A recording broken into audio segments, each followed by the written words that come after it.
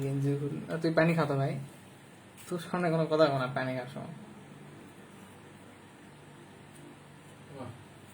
পানি খাইছু তোর তুই কি দেখো মন খারাপ থাকবে আমার শুনবি তো বেশ লাইভ উঠে এলা লাইভ চেয়ে বলতে না শুনতে পারবে क्या नाम गिरे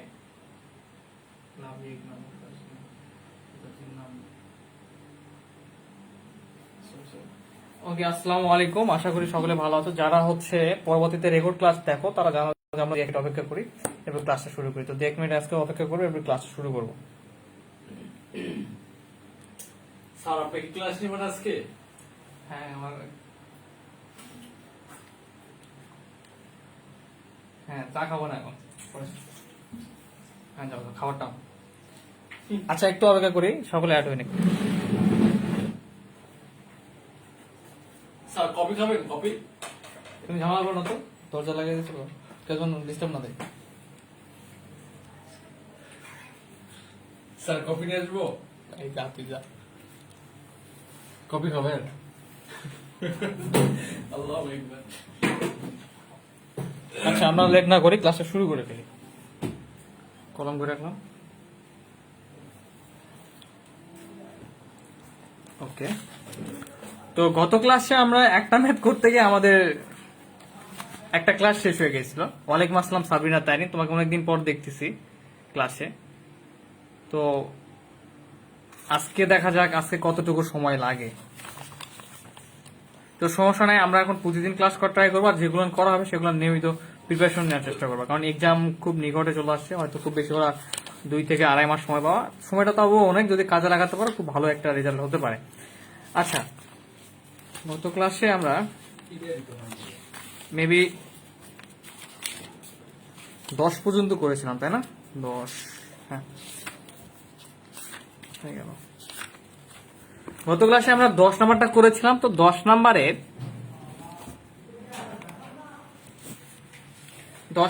একটা ম্যাথের ভিতরে আমরা অনেকগুলো সূত্র দেখেছিলাম। সেই সূত্রগুলো আমি বলেছিলাম যে নিজেরা একটু সেদিন নোট আকারে লিখে রাখবা, যে আর অক্ষের সমীকরণ নির্ণয়ের সূত্র, অনুবন্ধী মানে ক্ষুদ্র অক্ষের, এটা বৃহৎ অক্ষ, এটা ক্ষুদ্র অক্ষের, অনুবন্ধী মানে ক্ষুদ্র অক্ষ। এই সূত্রগুলো কি আমরা হচ্ছে প্রয়োগ করে আমরা উত্তর বের করেছিলাম। ঈদ মোবারক, হ্যাঁ ভালো আছি আলহামদুলিল্লাহ। এরপর আমরা উপবৃত্তের দৈর্ঘ্য নির্ণয় এগুলো শিখেছিলাম, তাই না? তো এটা আমি বলেছিলাম এটা হচ্ছে উপবৃত্তের ক্ষেত্রে যে সূত্রগুলো অধিবৃত্তর ক্ষেত্রেও সেম, শুধু পরাবৃত্ত যখন করব তখন ভিন্ন। তো আজকে এখন আমরা একটা এরপরে কোন ম্যাথটা দেখি করতে হবে।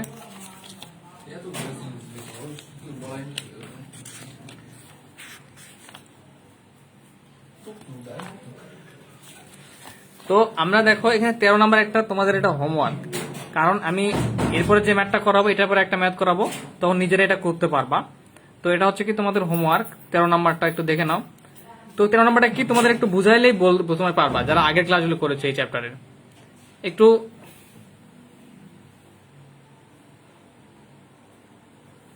একটু খেয়াল করি যে এটা কি বলতেছে। প্রথমত যে কণিকটিকে প্রমাণ আকারে প্রকাশ করতে হবে। তো এই কণিকটিকে প্রমাণ আকারে প্রকাশ করতে গেলে আমাদের কি করতে হয়, প্রথমে কি কণিক এটা আমাদের নির্ণয় করতে হবে। তো যেভাবে আমরা সাধারণ দ্বিঘাত সমীকরণের সাথে তুলনা করে আমরা কি করতাম, ডেলের মান নির্ণয় করতাম, এবার এবি মাইনাস এসি স্কোয়ারের মান নির্ণয় করতাম, করে আমরা দেখতাম যে আসলে কি এটা কোন কণিক। তো আমরা এটা দেখতে পারবো যে পরাবৃত্তের সত্যগুলা, প্যারাবোলা বা পরাবৃত্তের সত্য এখানে হচ্ছে কি বলে মেনে চলবে যে AB minus AC square equal 0 চলে আসবে, এবং কি ডেলের মানটা কি হবে হচ্ছে 0 থেকে ছোট, ঠিক আছে? অথবা তোমরা চাইলে আরেকটা রুলস এখানে ফলো করতে পারো। দেখো প্রথম 3টা পদ এ প্লাস বি হোল স্কোয়ারের সূত্র আকারে আসছে, বর্গ আকারে। মাসুদ রান্না ওয়ালাইকুম আসসালাম ভাইয়া, তোমাদের দেখে ভালো লাগতেছে, আশা করি ভালো আছো। তো দেখো 16x square plus 24xy plus 9y square, এটা আমরা কিভাবে লিখতে পারি একটু খেয়াল করো। 4x এর উপরে x স্কোয়ার, তাই না? এরপর কি আছে 24xy, ওকে। আর এবার আসছে 9y স্কোয়ার, তাহলে 3y এর উপরে স্কোয়ার, তাহলে স্কোয়ার বি স্কোয়ার চলে আসলো এখানে, যেহেতু মাইনাস আছে এরপর, তাই না? তাহলে 2 ইন্টু এ হচ্ছে 4x আর বি হচ্ছে 3y। তো তাহলে দেখো ওই লাইনটাকে যদি আমরা ভেঙে এভাবে তৈরি করি তাহলে কি আসতেছে, এটা এ মনে করো, এটাকে বি মনে করো। 4/16x², 3×9y², এখানে 4×2=8, 3 আসছে 24। দেখো ওই লাইনটা কিন্তু ব্যাক পাইছে। তো এটাকে কিভাবে লেখা যায়, a - b হোল স্কয়ার। তো কখনো যদি এরকম প্রথম তিনটা পদ যদি আমরা ভেঙে যদি এরকম বর্গ আকারে চলে আসে, তাহলে আমরা বলতে পারবো কিটা পরাবৃত্ত বা প্যারাবোলা। ঠিক আছে, তো এভাবে যদি করতে যে দেখা গেল সময় লাগতেছে, বহু সময় নাই, তখন তোমরা এই আকারেও দেখাই দিতে পারো যে এটা যেহেতু বর্গ আকারে আছে প্রথম তিনটা পদ, সো এটা প্যারাবোলা। আচ্ছা, তো এটার আমরা প্রমাণ আকারটা কিভাবে করেছিলাম আশা করি মনে আছে, আমরা সলভ করেছিলাম। তো তোমরা সেভাবে করে নেবা এটুকু। আচ্ছা, তো এর পরবর্তীতে বলতেছে কি যে উপকেন্দ্রের স্থানাঙ্ক, দ্বিঘাকের সমীকরণ, উপকেন্দ্রিক ল্যাম্বের সমীকরণ এবং অক্ষের সমীকরণ। তো এগুলো প্রত্যেকটা সূত্র কালকে আমি ক্লাসে তোমাদের প্রথমের পেজের দিকে আমি দিয়েছিলাম যে সূত্রগুলো কোথায় আছে। তো এখন যদি প্রতিটা ম্যাথ এভাবে করাইতে যাই আমি ডিটেলস, তাহলে কিন্তু তোমাদের সিলেবাস আমার টার্গেট যার 1 মাসের মধ্যে যেভাবে হোক শেষ করে দেওয়ার ট্রাই করবো। তো সেটা কিন্তু সম্ভব হবে না। সো তোমাদের যেগুলো করাইছি স্যাম ম্যাথগুলান তোমাদের হোমওয়ার্ক থাকবে। তো দেখো, তো এখানে আসার পরে আমরা এই কনিকটার প্রমাণ আকার তৈরি করে ফেললাম যে y² 4x প্যারাবোলার যে আদর্শ রূপটা। তো এখানে উপকেন্দ্রের সূত্রটা হচ্ছে উপকেন্দ্রে x ইকুয়ালে এবং y ইকুয়াল আমাদের 0 ধরতে হবে। তো x এর মানটা এখানে আমাদের আছে, দেখো এই পাশে, অবশ্যই এই পাশে। এই যে আমরা যখন করব এটা প্রমাণ আকার তৈরি করব, x এবং y এর মানটা পাবো অবশ্যই। এখানে 3x + 4y এই মানটা পাইছি, সেটা বসাই দেব। এটা কিন্তু কি বের করতেছি আমরা, উপকেন্দ্রের স্থানাঙ্ক বের করবো। ঠিক আছে, উপকেন্দ্রের স্থানাঙ্ক বের করার জন্য আমাদের এই আকারটা উপকেন্দ্রে x ইকুয়াল এবং y ইকুয়াল 0 ধরতে হবে, শর্ত। ধরে নেওয়ার পরে x এর মানটা দিলা, y এর মানটা দিলা, এখানে ইকুয়াল অবশ্যই 0 হবে। যাই হোক, তারপর এখানে তাহলে আসবে 5 × 10, বা এখানে আসবে 3x + 4y মাইনাস এখানে 5 × 10, 10টাকে যদি এই পাশে পার করো 10 আর 1 কত হবে 11 ইকুয়াল 0। আবার এটার থেকে আসবে হচ্ছে আমাদের 5 দিয়ে 0 গুণ করে 0 হয়ে যাবে, 4x - 3y + 2 ইকুয়াল 0 থাকবে। দেখো খুবই ইজি কিন্তু। ঠিক আছে, তো এরপরে দেখো এখানে সমীকরণ সমাধান যদি করা হয়, সমীকরণটাকে যদি সমাধান করি আমরা, তাহলে y ইকুয়াল আসবে হচ্ছে 2 এবং x ইকুয়াল আসবে 1। তো কিভাবে সমাধান করবে এটা আমরা দেখাই দিয়েছিলাম, তোমরা একটু নিজেরা করে নেবা, আই হোপ পারবা। এটা প্লাস মাইনাস করে ফেলবা। তো উপকেন্দ্রিক স্থানাঙ্ক x হচ্ছে 1 এবং y হচ্ছে 2।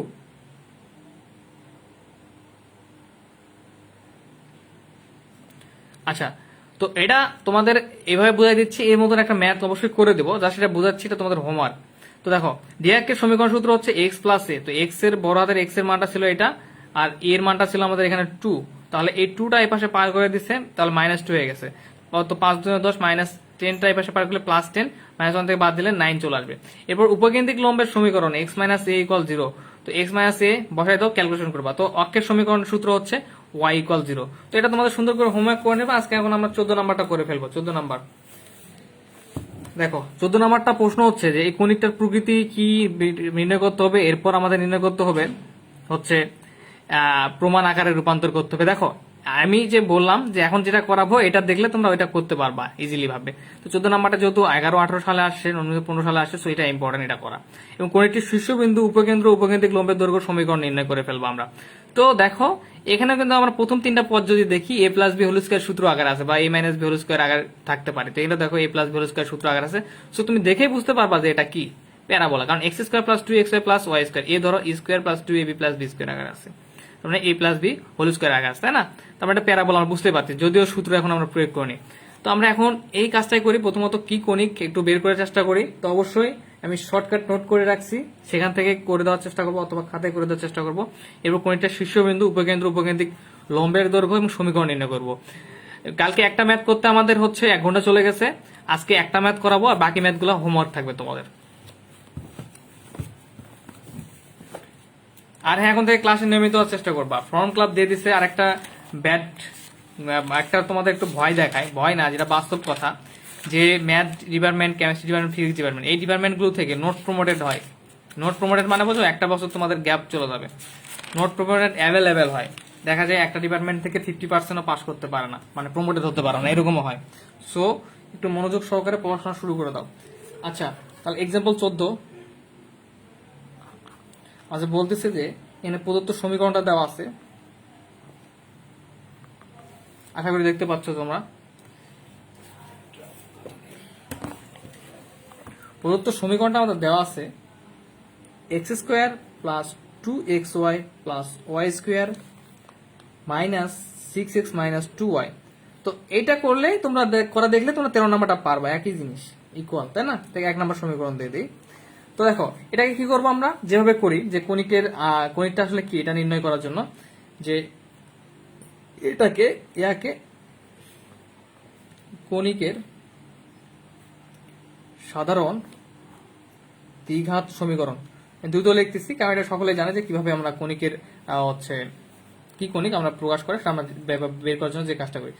সাধারণ দ্বিঘাত সমীকরণ কি, ax square plus 2hxy plus by square plus 2gx, এটা কিন্তু সাধারণ দ্বিঘাত সমীকরণ আমরা সকলে জানি, plus 2fy plus c equal 0 এর সাথে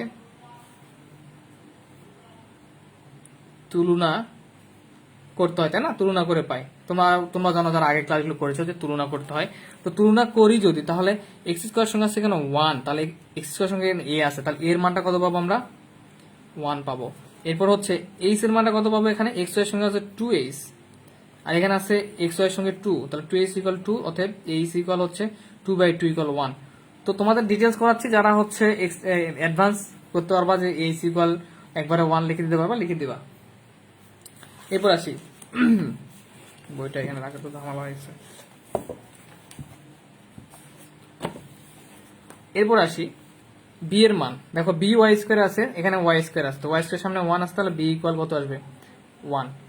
এবার 2gx, এখানে আছে x ইকুয়াল -6, তো জি এর মান বের করতে গেলে 2g ইকুয়াল, তাহলে x ইকুয়াল এখানে আছে -6, অর্থাৎ g ইকুয়াল তাহলে -6/2 ইকুয়াল হচ্ছে কত আসবে -3, ঠিক আছে? এখন আমরা একটু দেখি